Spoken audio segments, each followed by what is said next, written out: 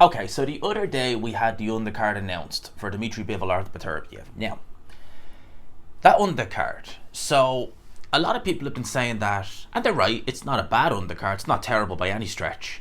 It's not quite what the Saudi undercards have been, so starting with really the Day of Reckoning card. To be fair, the Fury versus Ngannou card is pretty good, but the Day of Reckoning, I mean, that Fury Ngannou card was good because we'd never really seen anything like it, where it was, I think, pretty much all heavyweight. I think there was only one fight on that card that wasn't a heavyweight fight. And you know, it was entertaining, it was a good laugh to watch, it was good fun. And we had the Day of Reckoning card, which was brilliant. We had the Joshua card, which was really good. Fury versus Usyk, and then obviously Matchroom Queensbury. The card they did in LA was pretty good. The Joshua undercard, I think it's alright, but yeah, I can understand people are saying it's not the strongest. And this one right here, it's a good undercard, but it's not a Day of Reckoning card. And that's fair to say. But I've long since said that I really don't mind what the undercard is like if we're getting Dmitry Bivol or Beterbiev. It could have a weak undercard. That's really the main fight I want to see. But at the end of the day, we do have to kind of dissect the card as a whole.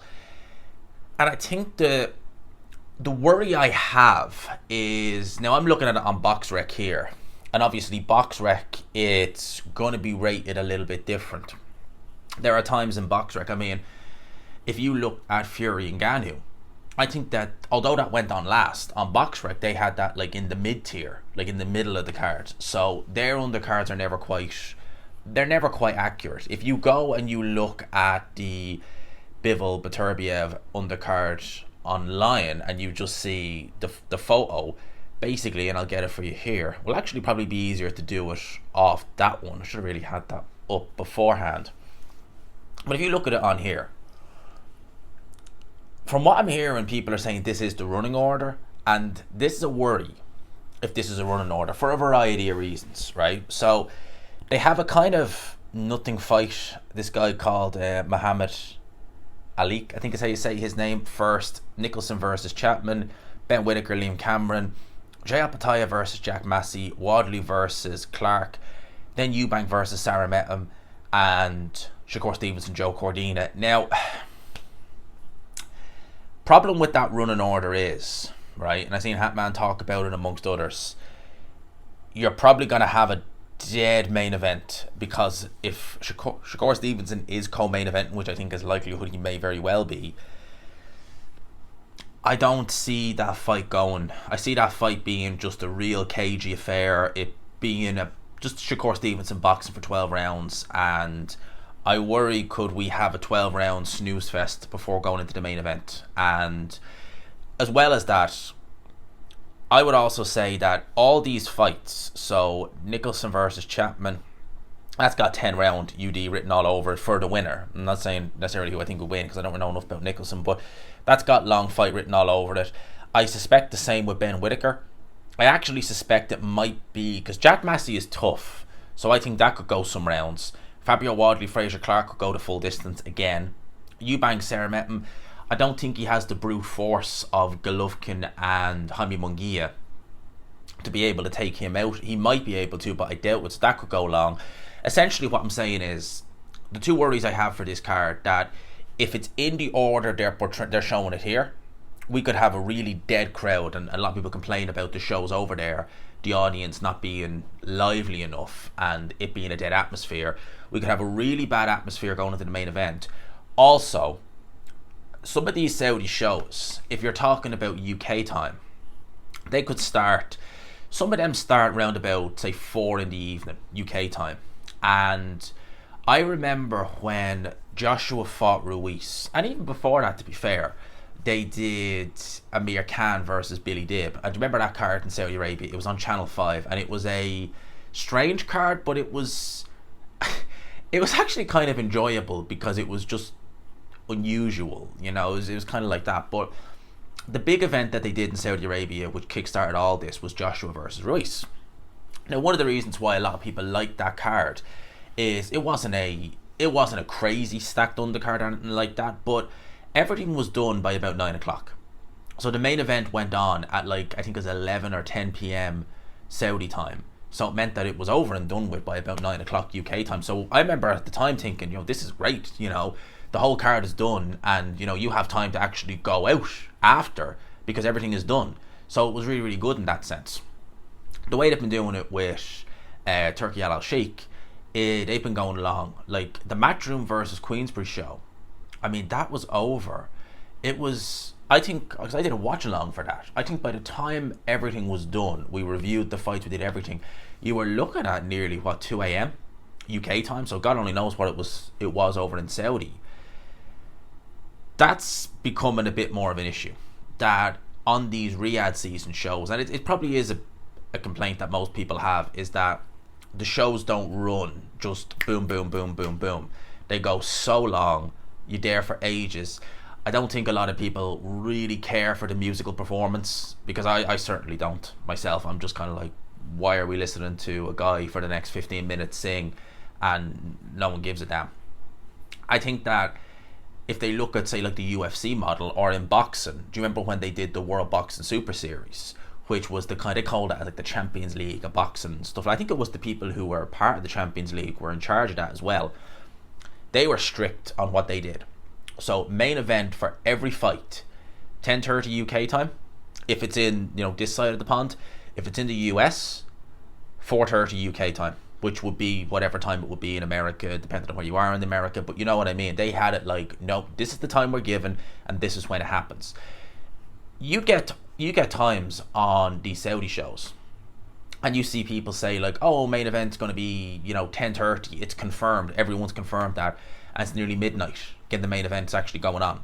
That's just, you're going to be doing that on a fight which is going to be as good as this, with potentially a dead co-main event. And if I was doing this card, if you said to me, gee, the main event is set, Beterbiev Bivol, that's it, right? You're going to do the undercard and you're going to put it in the order you think it will be best.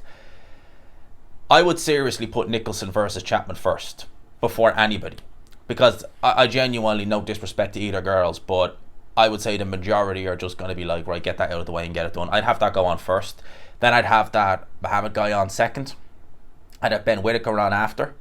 Then I'd have Eubank Jr. versus Sarah Metten. Then I'd have Shakur Stevenson on versus Joe Cordina.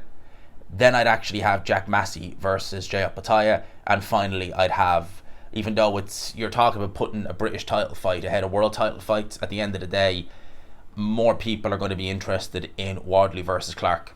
And I would happily have that as a co-main event over the others, because I think that would really amp the audience up for the main event.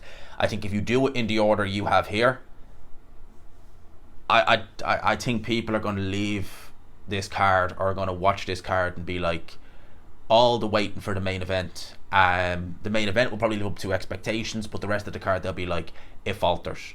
And I think if we get a really bad co-main event, which is likely, unfortunately, with Shakur Stevenson, then we could have could be a lot of people unhappy about this card come October. So that's the situation. That's the fears I have for it. The card itself, as I said, it's not that bad. It's not bad at all. It's all right. It's just not up to what some of the Saudi shows have been.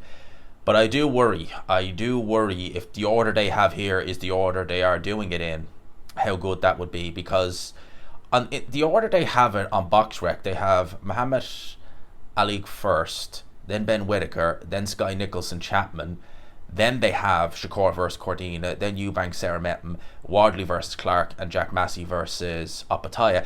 Even that, I would actually, the way BoxRec have it, I would change it ever so slightly, but in terms of the top half, I can't really complain with that. That looks like it works out a-okay for me. How will it work? There's some worries I have for it. If that is how the card's going to go, then could have some problems there. Could have some problems later on.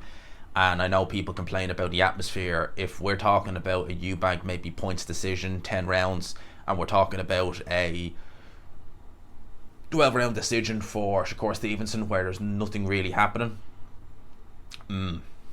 yeah, you could have some could have some issues there now. I'm not going to lie, you could have some issues there. If you look back, I'm just going to grab the Queensbury show, because who co-main evented again? Fury Usyk. Jayot Bataille and Myris Bradis did, and that was actually a good little scrap, to be fair. That was actually a really fun little fight. It started out a little bit, but it got better as the fight went on. That set us up quite well for the main event. The main event, the co-main of Joshua versus Ngannou, was Parker versus Zhang, and you were kind of more on the edge of your seat in that fight, even though it wasn't a great fight, because you were just like thinking, is someone going to land anything? Is someone going to do something? So let's wait and see. Who was the co-main event again for the 5v5? I just remember off the top of my head, who was it? It was Dubois versus Hergovich. I mean, well, that set us all up, didn't it? So yeah, a few worries I have for this show. The end of the day, main event is just the fight, so I'm hoping that's going to be good. Oh, well, it will be good. Beterbiev Bivol, I can't wait for that. So let me know your thoughts in the comments. Would you change this card around? And the few little things that I point out, that you're talking about some of these shows going on for 8+ hours. Is that something that you're kind of... because I remember, I'm not a big WWE fan, but I have watched, in the past it, and I remember they brought WrestleMania to 2 nights because there was so many people complaining that when you did it over one night, you were putting so much into one night that the fans were just like, I can't deal with an 8-9 hour show. Would it maybe be an idea for the Saudis to do something similar? Maybe split it over 2 nights, Friday, Saturday. Kind of like, a Super Riyadh season show. Big main event for night 1, and then proper main event, which would be like Fury Usyk, or I don't know how feasible that is, but all I know is these long shows, they do take it out of the fans. They really do. I mean, you look at a standard Queensbury show, it starts at maybe 5 p.m, can be over by, depending on how the undercard goes, 10 p.m, 10:30 p.m. People are happy, they're done, they go home happy, they're not knackered. These ones, yeah, they can go on a little bit too long, I think. Like this video, long-winded one. Let me know your thoughts in the comment section below. I hope you enjoyed it, people. Smash the like button if you could, and subscribe, of course, you haven't already. Peace.